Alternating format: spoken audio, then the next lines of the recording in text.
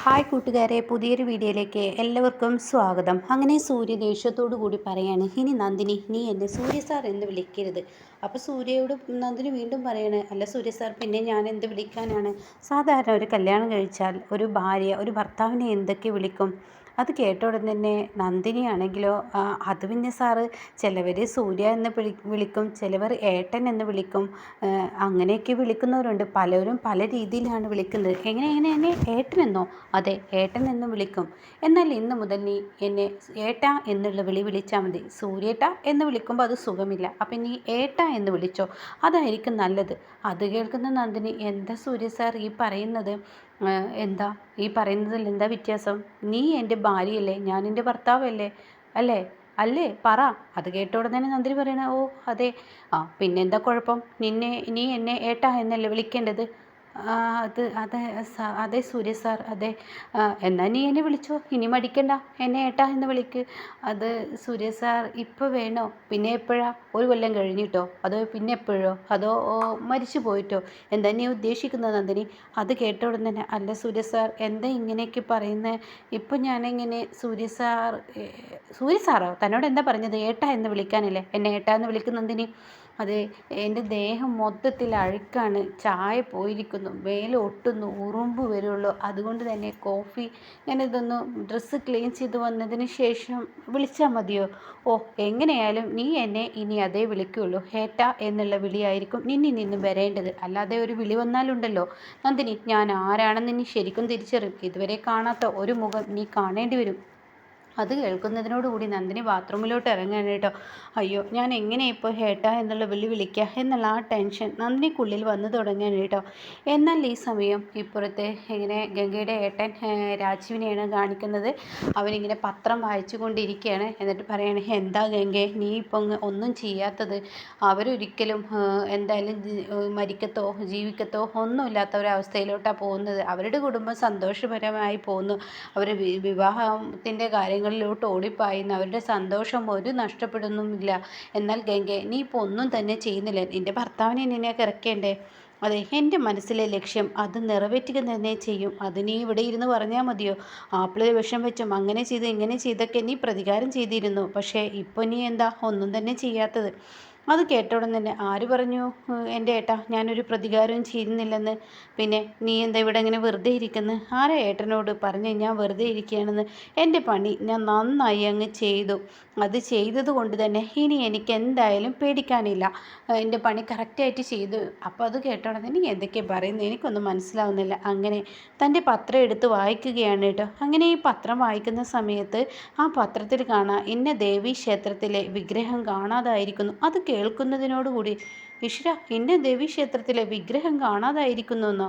ഇതിപ്പോൾ എന്താ? ആഹാ, ആ പത്രത്തിൽ ആ ന്യൂസ് വന്നോ? ഇതെന്താ ഗംഗെ നീ ഇങ്ങനെ ഒരു സംസാരം? ഏട്ടാ, ആ ന്യൂസ് എന്താ വരാത്ത എന്ന് ആഗ്രഹിച്ചിരിക്കുകയായിരുന്നു. നീ എന്തതൊരു നിസ്സാരമായി കാണുന്നു? 3 ദിവസമായി ആ ന്യൂസിനെ കുറിച്ച് ഒരു വിവരമില്ലാത്ത എനിക്ക് മനസ്സിലൊരു ടെൻഷനുണ്ടായിരുന്നു. അതെന്താ ഗംഗെ, നീയാണോ ആ വിഗ്രഹം മോഷ്ടിച്ചത്? എന്താ സംശയം? എൻ്റെ ഗംഗെ, എന്തിനാ നീ ഇങ്ങനെ തീക്കളിക്ക് നിൽക്കുന്നത്? നീ ആ വിഗ്രഹം മോഷ്ടിച്ചെന്നോ? എന്തൊക്കെയാ ഗംഗെ നീ പറയുന്നത്? അത് കേൾക്കുന്നതിനോടുകൂടി, അതെ എൻ്റെ ഏട്ടാ, ആ വിഗ്രഹം ഞാൻ മോഷ്ടിച്ചു. എന്നിട്ടിപ്പോൾ നിൻ്റെ കയ്യിലുണ്ടോ? ഇനിയിപ്പോൾ അതൊരു വലിയ വിഷയമാവുമല്ലോ. ഏട്ടാ, ആർക്ക് വിഷയം? എന്ത് വിഷയം എന്നൊക്കെ ഇങ്ങനെ ചോദിക്കുകയാണ് കേട്ടോ ഗംഗ. അത് കേട്ട ഉടനെ തന്നെ തൻ്റെ ഏട്ടൻ പറയുകയാണ്, അല്ല ഗംഗെ, നീ എന്തിനാണ് ഇപ്പോൾ ഈ ഒരു വിഗ്രഹം മോഷ്ടിക്കാൻ പോയത്? നിനക്ക് അതിന് ഡബിൾ തിരിച്ചടി കിട്ടും. അത് നീ മനസ്സിലാക്കണം. പോലീസ് പിടിക്കും, നിന്നെ അറസ്റ്റ് ചെയ്യും. അതിന് ആ വിഗ്രഹം എൻ്റെ കയ്യിലില്ലല്ലോ, പിന്നെ അത് ആരുടെ കയ്യിലാണ്? അത് പത്മയുടെ കയ്യിൽ. എന്തൊക്കെയാ നീ പറയുന്നത്? അതെ, ആപ്പിളിൽ വിഷം കലർത്തി അവരെ കൊല്ലാൻ നോക്കി, പക്ഷേ അവരാരും മരിച്ചില്ല. പണി കിട്ടിയത് എനിക്ക്. എന്നാൽ ഇനി അവരുടെ വിശേഷങ്ങൾ അറിയാൻ വേണ്ടി ഞാൻ അവരുടെ വീട്ടിലോട്ട് പോയത് ഓർക്കുന്നോ? അവരുടെ മകളുടെ വിവാഹം നിശ്ചയിക്കാൻ പോകുന്നു എന്നൊക്കെ പറഞ്ഞിട്ട് കുടുംബക്ഷേത്രത്തിൽ പോകണമെന്നും ഒരു വിഗ്രഹം കൊടുത്തതൊക്കെ ഏട്ടൻ മറന്നോ? ഇല്ല, ഞാൻ മറന്നിട്ടില്ല. അതും ഇതുമായി അത് തന്നെയാണ് ഈ കാണാതായി പോയ ഈ ഒരു വിഗ്രഹം. അത് ഞാൻ പണം കൊടുത്ത് ആളെ കൊണ്ട് എടുപ്പിച്ചതാണ്. എന്തൊക്കെ ഗംഗെ നീ പറയുന്നത്? അതെ, അത് ഞാൻ പണം കൊടുത്തു ആ അമ്പലത്തിലെ വിഗ്രഹം എടുപ്പിച്ചു. ഈ പറയുന്ന പത്മയുടെ വീട്ടിൽ അത് വെച്ചു. അപ്പോൾ അവരെ പോലീസ് പിടിക്കുമല്ലോ. പിടിക്കാൻ വേണ്ടിയാണ് ഒരിക്കലും അവരുടെ വീട്ടിൽ നിന്നും പുറത്തിറങ്ങാൻ പറ്റാത്ത വിധത്തിലുള്ള ഒരാളെ, പത്മ സ്നേഹിക്കുന്ന ഒരാളെ, ഞാൻ അനുഭവിച്ച എൻ്റെ ഭർത്താവ് നഷ്ടപ്പെടുന്നത് പോലെ പത്മയുടെയും ഭർത്താവ് ഇനി നഷ്ടപ്പെടാൻ പോവുകയാണ്. അത് വരാനിരിക്കുന്നേ ഉള്ളൂ. ഗംഗെ, എന്നാ അപ്പം നീ അതൊക്കെയുണ്ട്, അത് സമയമായിട്ടില്ല. എന്തായാലും അവരുടെ വിവാഹത്തിൻ്റെ ആഘോഷങ്ങൾ അങ്ങ് നടക്കട്ടെ എന്ന് പറയണ കേട്ടോ. ഈ സമയം ഇത് കേൾക്കുന്ന ഗംഗയുടെ ഏട്ടന് വലിയൊരു സന്തോഷം തന്നെ ആവുകയാണ്. പറയാൻ വാക്കുകളില്ല, അത്രയും സന്തോഷത്തോടു കൂടി നിൽക്കുകയാണ് കേട്ടോ. എന്നാൽ ഈ സമയം പിന്നീട് കാണിക്കുന്നത് പത്മയെയും യതീന്ദ്രനെയാണ്. ഒരാളിങ്ങനെ കലണ്ടർ നോക്കുന്നുണ്ട് കേട്ടോ. അപ്പോൾ ആ സമയം ഉടൻ തന്നെ അങ്ങോട്ടേക്ക് ഉദയനും വന്ദനയും അതുപോലെ ഹരിതയും കൂടി വരികയാണ്. അപ്പോൾ തൻ്റെ ഏട്ടനെ കാണുമ്പോൾ പത്മ ചോദിക്കുക, എന്തിനാ ഏട്ടാ ഇങ്ങനെ പുറത്ത് നടക്കുന്നത്? എൻ്റെ ഏട്ടനിപ്പോൾ റെസ്റ്റ് അല്ലേ വേണ്ടത്? അത് കേട്ട ഉടനെ പറയാണ്, അതെ, എനിക്ക് റെസ്റ്റിനേക്കാൾ വലുത് എൻ്റെ മക്കളുടെ വിവാഹം നടക്കുക എന്നുള്ളതാണ്. അപ്പോൾ അത് എനിക്ക് സമാധാനമില്ല. നീ എന്താ ചെയ്യുന്നത്? ഞാനും നമ്മുടെ മക്കളുടെ വിവാഹത്തിന് പറ്റിയൊരു നിശ്ചയം, അതിന് പറ്റിയ മുഹൂർത്തം ഈ കലണ്ടറിൽ എവിടെയെന്ന് തിരയുകയാണ്. അത് കേട്ട ഉടനെ തന്നെ യതീന്ദ്രൻ പറയാണ്, നീ കലണ്ടറിൽ എന്തിനാണ് നോക്കുന്നത്? അതിനൊരു പൂജാരിയെ കണ്ടാൽ പോലെ, ഒരു ജോത്സ്യനെ ചെന്ന് കാണുകയോ അങ്ങനെ എന്തെങ്കിലുമൊക്കെ ചെയ്താൽ പോരെ. അപ്പോൾ അതിൻ്റെ ഡേറ്റ് കറക്റ്റ് കിട്ടില്ലേ? അപ്പോൾ അത് കേട്ട ഉടനെ തന്നെ, നിങ്ങൾ എന്താ പറയുന്നത്? അതിന് മുന്നേ 2 ദിവസത്തിനുള്ളിൽ ഇവരുടെ നിശ്ചയം നടത്തണം. അതാണ് എൻ്റെ ഒരു ഞാൻ മനസ്സിലൊരു ദിവസം കാണുകയാണ്. എന്നിട്ട് അത് അന്ന് നടക്കുമോ എന്നുള്ളത് ജോത്സ്യനോട് ചോദിക്കണം. എന്നിട്ട് അതിനൊരു കുഴപ്പമില്ലാച്ചെങ്കിൽ അന്നത്തേക്ക് നിശ്ചയം നടത്താമെന്നാണ്. അപ്പോൾ അത് കേട്ട ഉടനെ അവിടോട്ട് ഹരിത, അതുപോലെ രഞ്ജിത്ത്, വേദ, ഇന്ദ്രജ, പിന്നെ അതുപോലെ തന്നെ ഇന്ദ്രജയുടെ ഭർത്താവും കൂടി വരുന്നുണ്ട് കേട്ടോ. അപ്പോൾ ഇവരെല്ലാവരും എത്തുമ്പോൾ ഉടൻ തന്നെ ഉദയ് പറയാണ്, അതെ, നമുക്ക് വീട്ടിൽ വെച്ച് വിവാഹ നിശ്ചയം നടത്താം. കല്യാണം നല്ല ആഘോഷത്തിൽ ഓഡിറ്റോറിയത്തിൽ നടത്താം. ഇതിപ്പോൾ നമുക്ക് അത്യാവശ്യപ്പെട്ട ആളുകളെ മാത്രം നിശ്ചയത്തിന് വിളിച്ചാൽ മതി. അപ്പോൾ ഈ സമയം രഞ്ജിത്തും അതുപോലെ വേദയും ഇങ്ങനെ പരസ്പരം നോക്കുന്നുണ്ട് കേട്ടോ. അപ്പോൾ ഏട്ടാ, ഞാൻ ഇത് തന്നെയാണ് മനസ്സിൽ ഉദ്ദേശിച്ചത്. ഞാൻ ഉദ്ദേശിച്ചത് എന്തായാലും ഏട്ടനും അങ്ങനെ തന്നെയല്ലേ ഉദ്ദേശിച്ചത്. അപ്പോൾ കാര്യങ്ങൾ നടക്കട്ടെ, ഞാനും ആഗ്രഹിച്ചത് ഇങ്ങനെയൊക്കെ തന്നെയാണ് എന്ന് പറയുന്നത് കേട്ടോ. ആ സമയം നമുക്ക് എന്തായാലും ഇപ്പോൾ അരമണിക്കൂർ കഴിഞ്ഞാൽ ഇപ്പം തന്നെ ഡ്രസ്സ് എടുക്കാൻ പോകണമെന്നാണ് ഞാൻ കരുതിയത്. അപ്പോഴേക്കും യതീന്ദ്രന് അത് ഇഷ്ടപ്പെടില്ല. യതീന്ദ്രൻ പറയണേ, എന്താ ഇപ്പോൾ ഇത് ഇത്ര പെട്ടെന്ന് ഡേറ്റ് കാണലും, ഒരു ജോത്സ്യനെ പോലും കാണാതെ കണ്ട് ഡേറ്റ് കാണലും നാളെ നോക്കലും ഒന്നും ചെയ്യാതെ ഡ്രസ്സ് എടുക്കാൻ പോകുന്നു. അത് കേട്ട ഉടൻ തന്നെ പത്മ പറയണേ, ഇനി സമയമില്ല, നാളെ കഴിഞ്ഞാൽ മറ്റന്നാ എന്ന് പറയുന്നത് പോലെയായിരിക്കും വിവാഹ നിശ്ചയം നടത്തുക. അപ്പോൾ ഇനി സമയമില്ല. അപ്പോൾ അതുകൊണ്ട് തന്നെ ഇന്ന് തന്നെ പോവാം. അപ്പോൾ അത് കേൾക്കുന്ന യതീന്ദ്രൻ പറയാണ്, ഈ ഇറങ്ങുന്ന സമയത്ത് അത് നല്ലൊരു മുഹൂർത്തമാണോ എന്ന് നീ നോക്ക്. അപ്പോൾ രാഹുല ഒക്കെ നോക്കാൻ വേണ്ടി പറയുകയാണ് കേട്ടോ. അപ്പോൾ ഇത് കേട്ട ഉടൻ തന്നെ പത്മ കലണ്ടറിൽ നോക്കിയിട്ട് പറയണം, അയ്യോ 1 മണിക്കൂർ കഴിയണം, ആ സമയം ഇറങ്ങുകയാണ് നല്ലത്, ഇപ്പോൾ ഇറങ്ങാതിരിക്കുകയാണ് നല്ലത്. അപ്പോൾ എന്തായാലും നീ എന്തായാലും കൂടെ വരണം. ഇന്ദ്രജയും വരണം, വിജയും വേണം. ഏതൊക്കെ ഡ്രസ്സ് എടുക്കാൻ പോകുമ്പോൾ ഈ വീട്ടിൽ നിന്ന് ആരും ഇല്ലാതിരിക്കാൻ പാടില്ല എന്നിങ്ങനെ പത്മ പറയണം. അപ്പം അത് കേൾക്കുന്ന രഞ്ജിത്ത് പറയാണ്, അല്ല സൂര്യ വരുന്നില്ലേ എന്നിങ്ങനെ ചോദിക്കുന്നുണ്ട്. അത് കേട്ട ഉടനെ തന്നെ പത്മ ചോദിക്കുകയാണ്, എന്താ രഞ്ജിത്ത് നീ പറയുന്നത്? സൂര്യ അവനുണ്ടോ വരുന്നത്? അവന് വരില്ലല്ലോ. അപ്പോഴേക്കും സൂര്യ അങ്ങോട്ടേക്ക് കടന്നു വരികയാണ്.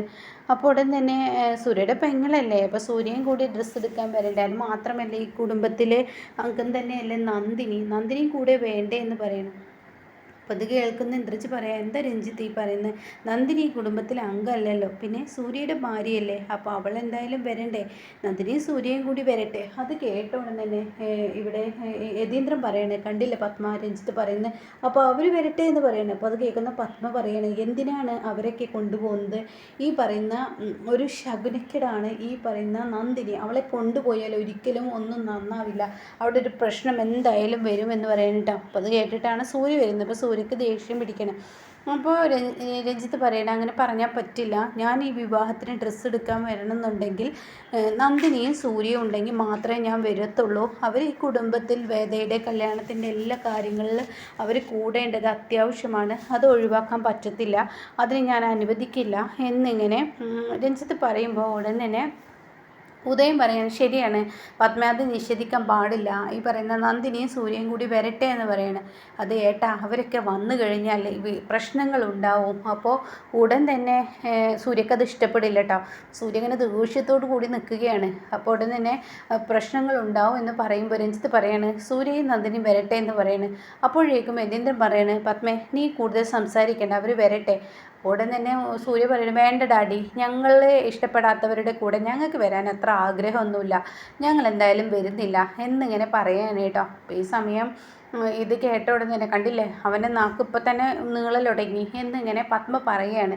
അപ്പോൾ ഈ സമയം ഡാഡി അവർ പറയുന്നത് കേട്ടില്ല, അവരിപ്പോൾ സംസാരിച്ചതൊന്നും അവർക്കില്ല, എന്നിട്ട് ഞാൻ പറഞ്ഞതേ അവർക്കുള്ളൂ, വേണമെങ്കിൽ കൊണ്ടുപോവാം, ഇനിയിപ്പോൾ അതിൻ്റെ ഒരു കുറവ് വേണ്ട എന്നൊക്കെ ഒരു ഇതിലല്ലേ ഇപ്പോൾ അവർ സംസാരിച്ചത്.